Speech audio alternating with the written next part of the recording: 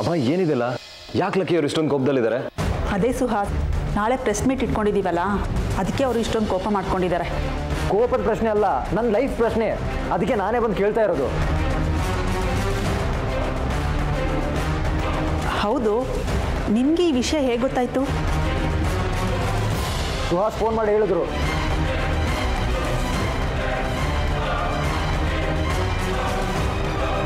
ಇಲ್ಲಿ ಯಾರು ಹೇಳಿದ್ರು ಅಂತ ಇಂಪಾರ್ಟೆಂಟ್ ಅಲ್ಲ, ಅದು ಹೇಗೆ ಡಿಸೈಡ್ ಮಾಡ್ತೀರಾ ಅನ್ನೋದು ಮುಖ್ಯ.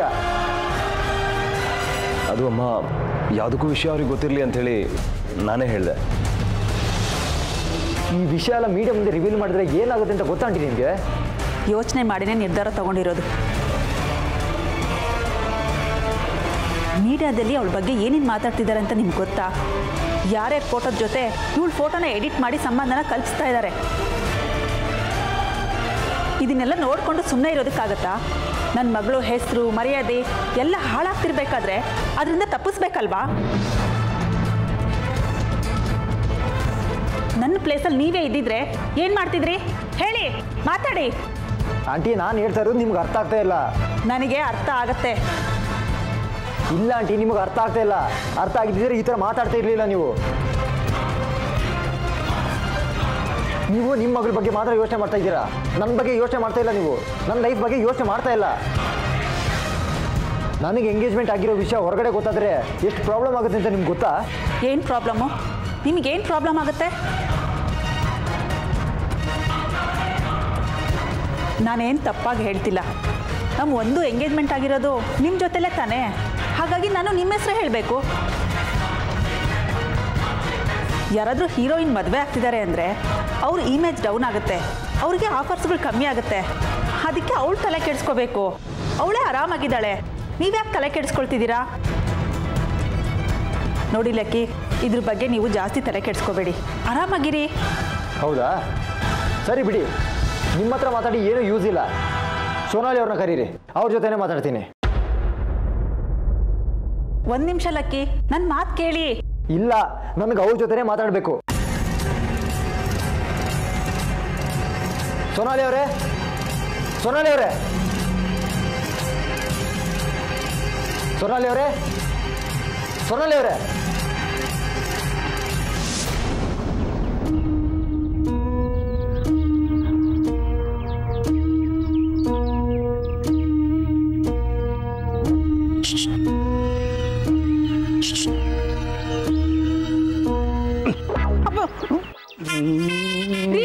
ನೀವಾ? ಎಷ್ಟು ಹೆದ್ರುದೆ ಗೊತ್ತಾ?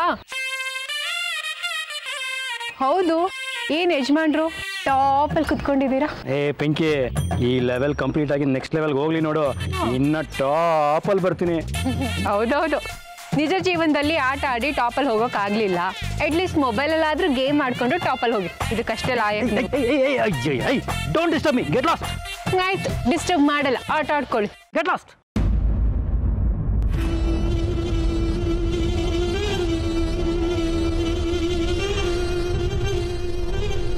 ದತ್ತವ್ರೆ, ಕಾನ್ಸಂಟ್ರೇಟ್ ಮಾಡಿ ಆಟ ಆಡಿ. ಕಾನ್ಸಂಟ್ರೇಟ್ ಮಾಡಿದ್ರೇನೆ ಕಾರ್ ನೀಟಾಗಿ ಓಡ್ಸೋಕ್ಕಾಗೋದು. ಓಕೆನಾ?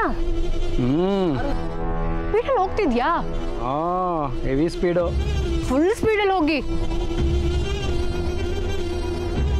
ದತ್ತು, ಲಕ್ಕಿ ಅವ್ರು ಎಲ್ಲಿ? ಮನೇಲಿ ಕಾಣಿಸ್ತಾನೆ ಇಲ್ಲ, ಎಲ್ಲಿ ಹೋಗಿದ್ದಾರೆ? ಅವನು ಕೆಲ್ಸದ ಮೇಲೆ ಆಚೆ ಹೋಗಿದ್ದಾನೆ. ಆಚೆ ಹೋಗಿದ್ದಾರಾ? ಆಚೆ ಏನ್ ಕೆಲಸ? ಸೋತ್ಬಿಟ್ಟೆ.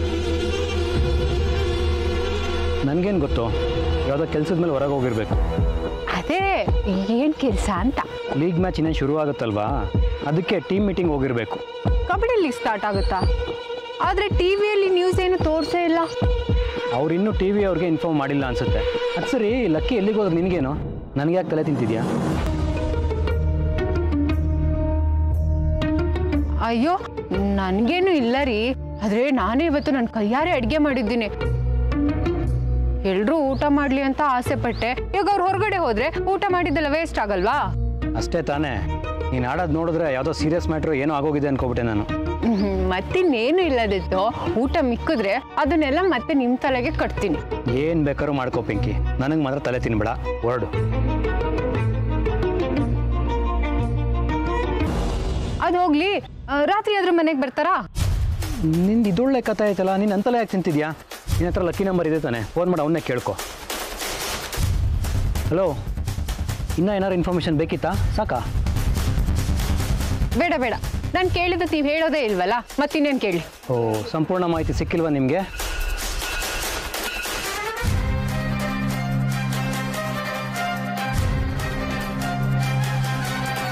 ಏನಿವತ್ತು ಪಿಂಕಿ ಇಷ್ಟೊಂದು ಕ್ಯೂರಿಯಾಸಿಟಿಲಿ ಕೇಳಿದ್ಲಲ್ಲ, ಏನೋ ಇದೆ.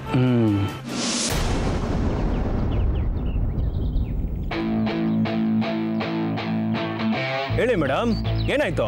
ಮಹೇಶ, ಎಲ್ಲ ನಾವು ಅನ್ಕೊಂಡ್ ಹಾಗೆ ನಡೆಯುತ್ತೆ ಅನ್ಕೊಂಡ್ರೆ ಎಲ್ಲದನ್ನು ಹಾಳು ಮಾಡೋಕೆ ಹೊಟ್ಟಿದ್ದಾನೆ. ಯಾಕೆ ಮೇಡಮ್, ಏನಾಯ್ತು? ಆ ಲಕ್ಕಿ ಮನೇಲಿ ಕಾಣಿಸ್ತಾ ಇಲ್ಲ.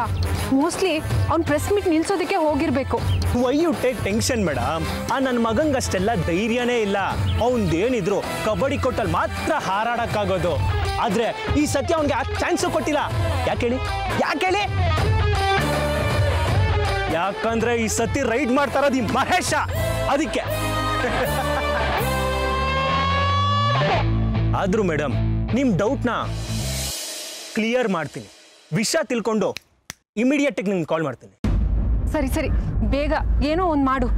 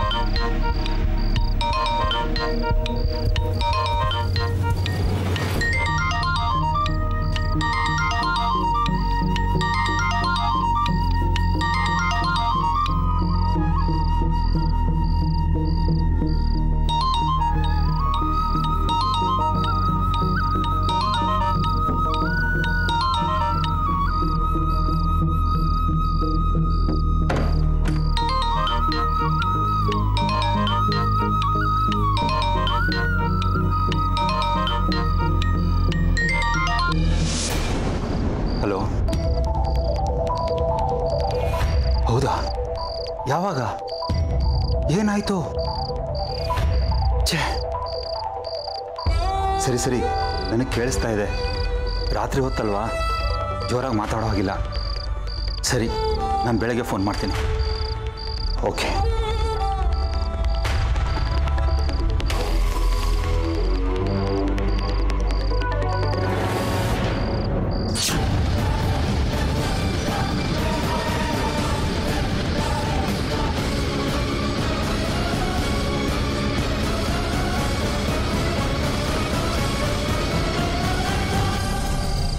ಮಂಗಳ, ನಿದ್ದೆ ಬರಲಿಲ್ವಾ? ಯಾಕೆ ಆಚೆ ಬಂದಿದೆ? ನೀವ್ಯಾಕೆ ಆಚೆ ಬಂದಿದ್ದೀರಾ? ಯಾವುದೋ ಫೋನ್ ಬಂದಿತ್ತು. ಬೆಳಗ್ಗೆ ಹೊತ್ತು ಬರೋ ಫೋನ್ ಕಾಲ್ ಆದರೆ ಪರವಾಗಿಲ್ಲ ರೀ, ಇಷ್ಟೊತ್ತಲ್ಲಿ ಬರೋ ಫೋನ್ ಕಾಲೇ ಮುಖ್ಯ ಆಗೋದು. ಯಾರು ಮಾಡಿದ್ರು ರೀ? ಏನು ಯೋಚನೆ ಮಾಡ್ತಿದ್ದೀರಾ? ರಾತ್ರಿ 2 ಗಂಟೆ ಆಗಿದೆ. ಇಷ್ಟೊತ್ತಲ್ಲಿ ಫೋನ್ ಬಂದರೆ ಟೆನ್ಷನ್ ಆಗೋದಿಲ್ವಾ? ಯಾರಿಗೇನು ಹೆಚ್ಚು ಕಡಿಮೆ ಆಯಿತು ಅಂತ? ಯಾರು ಫೋನ್ ಮಾಡಿದ್ದು ಹೇಳ್ರಿ? ಈ ಕರೋನಾ ಬಂದಮೇಲಂತೂ ಯಾರಿಗೇನು ಹೆಚ್ಚು ಕಡಿಮೆ ಆಯಿತು, ಸತ್ತಿದಾರ ಯಾರಾದರೂ ಅಂತ ಕೇಳೋದ್ರ ಬದಲು ಯಾರಾದರೂ ಇನ್ನೂ ಬದುಕಿದಾರಾ ಅಂತ ಕೇಳೋಂಗಾಗಿದೆ ಪರಿಸ್ಥಿತಿ. ಸರಿ, ಫೋನ್ ಮಾಡಿದ್ಯಾರು? ಹಾಂ, ಅದೇ ನೀನು ಹೇಳ್ದಲ್ಲ, ಕೊರೋನಾ ಬಂದಮೇಲೆ ಯಾರು ಬದುಕಿದ್ದಾರೆ ಯಾರು ಸತ್ತಿದ್ದಾರೆ ಅಂತ ಕೇಳೋದೇ ಆಗೋಗಿದೆ.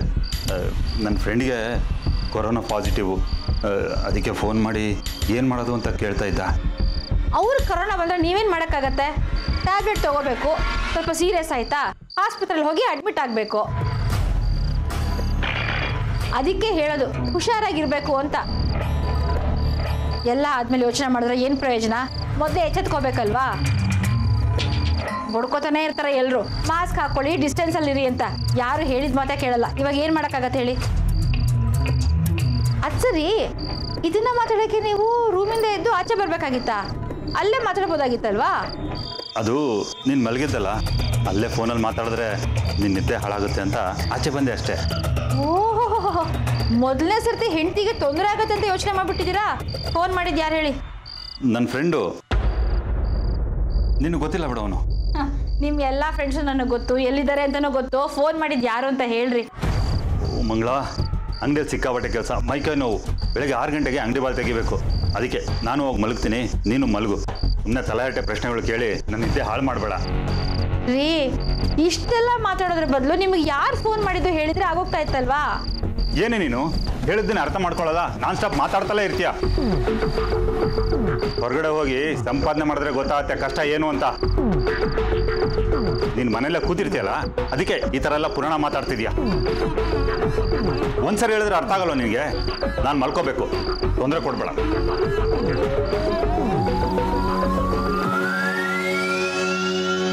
ಮದುವೆಯಾಗಿ ಇಷ್ಟು ವರ್ಷ ಆಯಿತು, ಯಾವತ್ತೂ ಹೀಗೆಲ್ಲ ಎದ್ದು ಬಂದು ಆಚೆ ಮಾತಾಡಿದವರೇ ಇಲ್ಲ.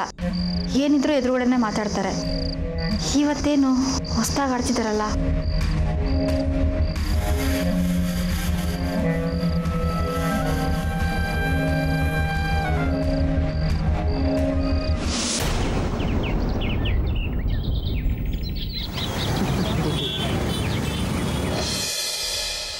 ಏನು ಅನ್ಕೊಂಡಿದ್ದೀರಾ ನಿಮ್ಮನ್ನ? ನಿಮ್ಗೆ ಇಷ್ಟ ಬಂದಾಗೆ ಏನು ಬೇಕಾದ್ರೂ ಡಿಸೈಡ್ ಮಾಡ್ತೀರಾ? ಎಲ್ಲ ನೀವು ಅನ್ಕೊಂಡಾಗೆ ನಡಿಬೇಕಾ? ನಿಮ್ಮ ಪ್ರಕಾರನೇ ಬದುಕಬೇಕಾ?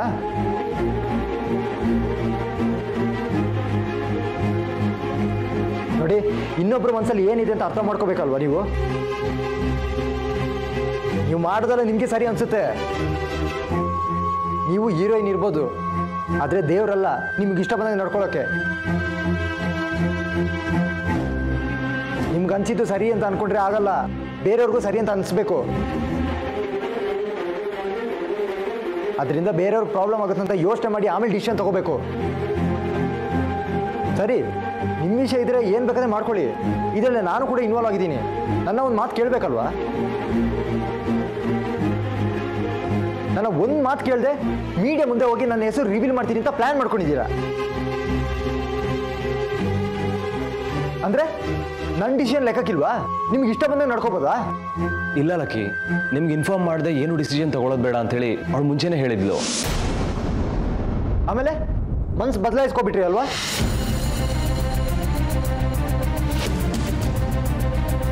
ನೋಡಿ, ನಾನು ನಿಮ್ಮ ಜೊತೆ ಎಂಗೇಜ್ಮೆಂಟ್ ಮಾತ್ರ ಮಾಡ್ಕೊಂಡಿರೋದು, ಮದುವೆ ಆಗಿಲ್ಲ. ಸೊ ನಿಮ್ಗೆ ಅನ್ಕೊಂಡಂಗೆ ನಾನು ಇರ್ತೀನಿ ಅಂತ ಅನ್ಕೊಂಡ್ರೆ ಅದು ನಿಮ್ಮ ದಡ್ತನ. ನೀವು ಹೇಳಿದ್ದಕ್ಕೆಲ್ಲ ನಾನು ಓಕೆ ಅಂತ ಹೇಳೋಕ್ಕಾಗಲ್ಲ. ನೋಡಿ, ನನಗೂ ಒಂದು ಲೈಫ್ ಇದೆ, ನನಗೂ ಒಂದು ಒಪಿನಿಯನ್ ಇರುತ್ತೆ. ಅದನ್ನ ಕೇಳಿ ನೀವು ರೆಸ್ಪೆಕ್ಟ್ ಮಾಡಬೇಕು. ಈಗ ನೀವು ಪ್ರೆಸ್ ಮೀಟ್ ಕರೆದು ನಮ್ಮಿಬ್ಬರಿಗೂ ಎಂಗೇಜ್ಮೆಂಟ್ ಆಗಿದೆ ಅಂತ ಹೇಳ್ತೀರಾ. ಅದೇ ರೀತಿ ನಾನು ಕೂಡ ಒಂದು ಪ್ರೆಸ್ ಮೀಟ್ ಕರಿಬೋದಲ್ವಾ? ನಮ್ಮಿಬ್ಬರಿಗೂ ಯಾವುದೇ ರೀತಿ ಸಂಬಂಧ ಇಲ್ಲ ಅಂತ ಹೇಳ್ಬೋದಲ್ವಾ?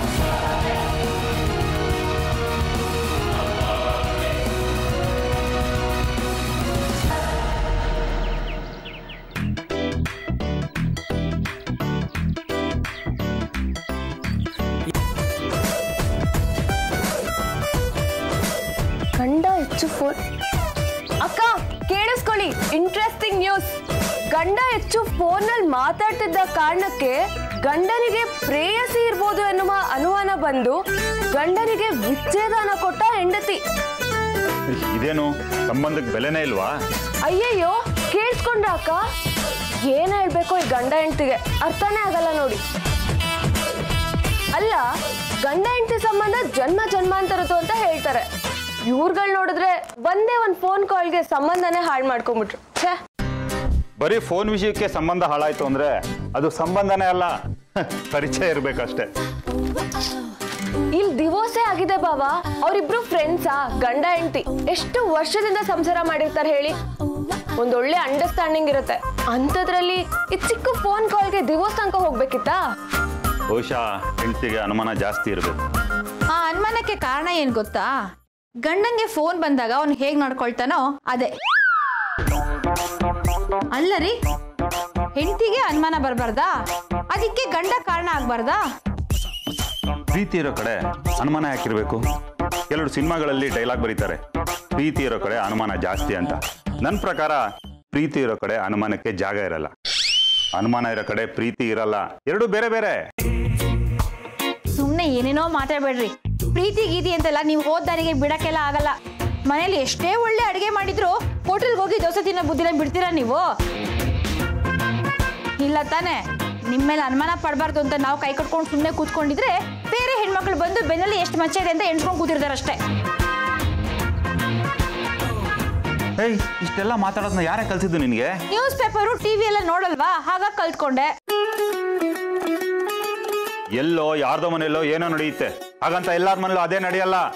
ಮನೆಗಳು ಮನಸ್ಸುಗಳು ಬೇರೆ ಬೇರೆ ಇರುತ್ತೆ, ಅರ್ಥ ಮಾಡ್ಕೋ. ಅಯ್ಯೋ, ಅವರಿಬ್ರು ಕಿತ್ತಾಡಿದ್ದು ಆಯ್ತು, ಡಿವೋರ್ಸ್ ಆಗಿದ್ದು ಆಯ್ತು. ನೀವಿಬ್ರು ಯಾಕೆ ಯಾರ್ದೋ ಮ್ಯಾಟರ್ಗೆ ಹಿಂಗ್ ಕಿತ್ತಾಡ್ತಿದ್ದೀರಾ? ಇವಳು ಹೇಳಿದಕ್ಕೆಲ್ಲ ಹೂ ಅನ್ಬೇಕು, ಇಲ್ಲ ಅಂದ್ರೆ ಮೊಂಡವಾದ ಮಾಡ್ತಾನೆ ಇರ್ತಾಳೆ. ಮತ್ತೆ ತಪ್ಪಿಲ್ಲ ಅಂದ್ರೆ ಯಾಕ್ರಿ ಬಗ್ಬೇಕು? ವಾದ ಮಾಡ್ಬೇಕು, ಗೆಲ್ಬೇಕು. ಸೋಲ್ಬೇಕಾಗಿರೋದು ಪ್ರೀತಿಗೆ, ಬೇರೆ ಯಾವುದಕ್ಕೂ ಅಲ್ಲ. ಧೀರಜ್ ಹೇಳಿದಲ್ಲ ನೀವು ಸುಳ್ಳು ಅಂತ ಹೇಗೆ ಹೇಳ್ತಿರೋ ಅದೇ ರೀತಿ ನಾನು ಕೂಡ ಹೇಳ್ಬೋದಲ್ಲ. ನೀವು ಹೇಳ್ತಾ ಇರೋದಲ್ಲ ಸುಳ್ಳು.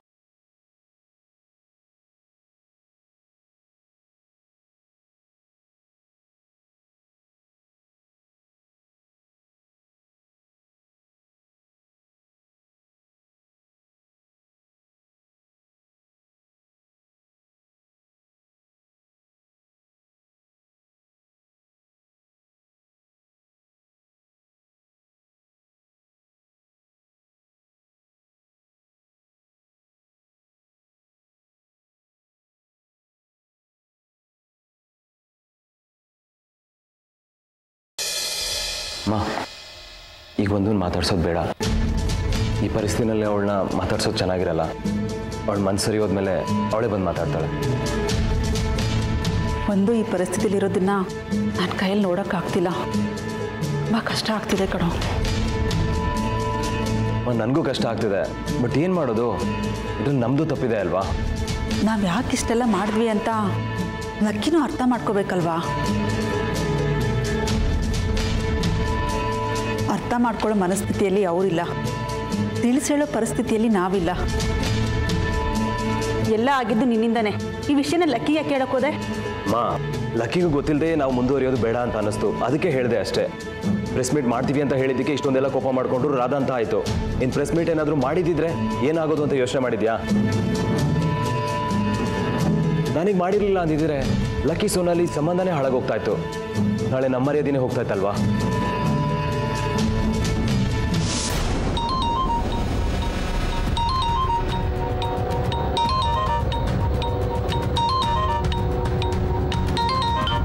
ಬಾವಾ, ಫೋನ್ ಬರ್ತಿದೆ ನೋಡಿ.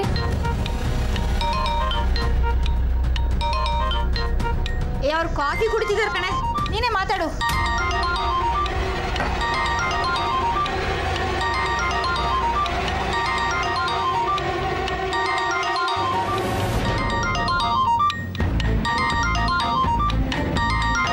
ಯಾರ್ದ್ರಿ ಫೋನು? ನಂದೇ ಕಣೆ. ಫೋನ್ ನಿಮ್ದು ಅಂತ ಗೊತ್ತು, ಅದಕ್ಕೆ ಕಾಲ್ ಮಾಡಿದ್ ಯಾರು? ಗೊತ್ತಿಲ್ಲ. ನಿಮ್ಮ ಫೋನಿಗೆ ಯಾರು ಫೋನ್ ಮಾಡಿದಾರೆ ಅಂತ ನಿಮಗೆ ಗೊತ್ತಿಲ್ವಾ? ಅನ್ನೋನ್ ನಂಬರ್ ಕಣೆ. ಅದನ್ನ ರಿಸೀವ್ ಮಾಡೋದಕ್ಕೆ ಕಾಫಿ ಗ್ಲಾಸ್ನ ಎಸ್ಬಿಟ್ಟು ಓಡ್ ಬಂದ್ರಾ? ಇವ್ರು ಹೇಗೆ ಓಡ್ ಬಂದ್ರು ಅಂದ್ರೆ ಯಾರೋ ಲೇಡಿ ಫೋನ್ ಮಾಡಿ ಅದು ನನ್ಗೆ ಎಲ್ಲಿ ಗೊತ್ತಾಗ್ಬಿಡುತ್ತೋ ಮುಚ್ಚಿಡ್ಬೇಕು ಅಂತ ಓಡ್ ಬರಲ್ವಾ, ಆಗಿತ್ತು. ಬಾಯ್ ಮುಚ್ಚಿಯಾ? ಬಾಯಿಗೆ ಬಂದಿದ್ದೆಲ್ಲ ಮಾತಾಡ್ಬೇಡ.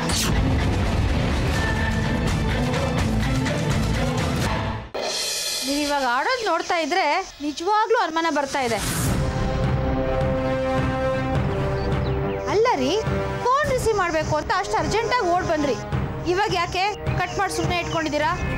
ರಾತ್ರಿ ನನ್ನ ಫ್ರೆಂಡ್ ಒಬ್ಬ ಕೋವಿಡ್ ಬಂದಿದೆ, ಹಾಸ್ಪಿಟಲ್ ಅಡ್ಮಿಟ್ ಆಗಿದ್ದೀನಿ ಅಂತ ಫೋನ್ ಮಾಡಿದ್ನಲ್ಲ, ಅವ್ನ ಫೋನು ಅಂದ್ಕೊಂಡು ಓಡ್ ಬಂದೆ. ಯಾವುದೋ ಅನ್ನೋನ್ ನಂಬರು, ಅದಕ್ಕೆ ಸುಮ್ಮನಾದೆ. ಸರಿ, ಫ್ರೆಂಡೇ ಇರ್ಬೋದು ಅಥವಾ ಅನ್ನೋ ನಂಬರೇ ಇರ್ಬೋದು, ಫೋನ್ ಮಾಡಿ ಮಾತಾಡಿ ಅದೇ ನಂಬರ್ಗೆ. ಬೇಡ. ಅಲ್ಲ ರೀ, ಫ್ರೆಂಡ್ಗೋಸ್ಕರ ಓಡ್ ಬಂದವರು ಈಗ ಡಯಲ್ ಮಾಡಿ ಮಾತಾಡೋ ಕಷ್ಟ ಆಗ್ತಿದೆ ನಿಮಗೆ? ಮಾತಾಡಿ ನೋಡೇ ಬಿಡೋಣ. ಎಲ್ಲ ಕಾಲು ನಿನ್ನ ಎದುರುಗಡೆ ಮಾತಾಡ್ಬೇಕಾ? ಅರ್ಜೆಂಟ್ ಅಂಗಡಿಗೆ ಹೋಗ್ಬೇಕು, ಹೋಗ್ತಾ ಮಾತಾಡ್ತೀನಿ. ಸರಿ, ತಿಂಡಿ ಹಾಕೊಂಡ್ಬರ್ತೀನಿ. ಬೇಡ. ಕಸ್ಟಮರ್ ಫೋನ್ ಮಾಡಿದ್ರು, ಅರ್ಜೆಂಟಾಗಿ ರೇಷನ್ ಬೇಕು, ಪ್ಯಾಕ್ ಮಾಡಿಡಿ ಅಂತ. ಕೊರೋನಾ ಬೇರೆ, ಲೇಟ್ ಆದರೆ ಪೊಲೀಸ್ನವರು ಅಂಗಡಿ ಬಾಗಿಲು ಹಾಕಿಸ್ತಾರೆ, ಅದಕ್ಕೆ ನಾನು ಹೋಗಬೇಕು. ಬರ್ತೀನಿ. Boy friend. ಬಾಯ್. ಅಲ್ಲೋಡೆ ನಿಮ್ಮ ಭಾವನ ಲಕ್ಷಾಂತರ ರೂಪಾಯಿ ಸಂಪಾದನೆ ಮಾಡೋರ ಹಾಗೆ ಓಡ್ ಹೋಗ್ತಿದ್ದಾರೆ. 3 ಕಾಸು ನೆಟ್ಟು ಸಂಪಾದನೆ ಮಾಡಲ್ಲ, ಆಡೋ ಅವತಾರ ನೋಡಿ.